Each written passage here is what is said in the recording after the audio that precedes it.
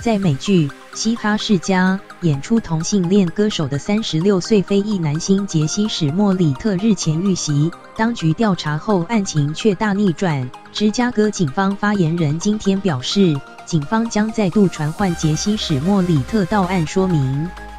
法新社报道，杰西·史莫里特 （Jussie Smollett） 1月29日报警称，他在全美第3大城芝加哥市区行走时，无端遭2名男子殴打。他们不仅以种族歧视和同性恋字眼辱骂他，向他泼漂白剂，还以绳子缠绕他的脖子。然而，案情发展峰回路转。多家媒体报道，这2人被捕后，并未被控任何罪名及获释。他们一再宣称是这名美剧男星付钱给他们，自导自演。警方消息人士告诉哥伦比亚广播公司晚间新闻 （CBS Evening News），这对兄弟声称是杰西·史莫里特付钱要他们这么做，缠绕在他脖子上的绳子也是他自己买的。芝加哥警方发言人古利耶米 （Anthony Guglielmi） 透过声明表示，2名嫌犯向警方提供的新讯息改变了调查方向，但当局仍需完成进一步调查。还说已联络杰西·史莫里特的律师，要求再次到案说明。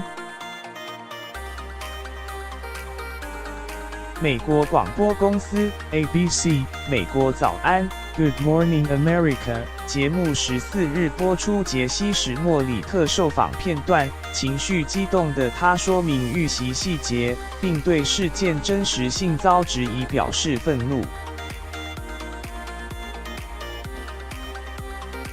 杰西·史莫里特说，攻击者咆哮种族歧视秽语，并使用美国总统川普让美国再次伟大 （Mega） 口号，接着朝他脸部挥拳。他反击后，先前没注意到的另一名男子一脚踢向他。杰西·史莫里特透过律师发表声明回应报道。律师说，身为配合警方调查的仇恨犯罪受害者，杰西·史莫里特对近来报道指犯罪者与他熟识感到愤怒与绝望。如今，杰西·史莫里特又进一步被犯罪者称他自导自演攻击事件的说法所伤。中央社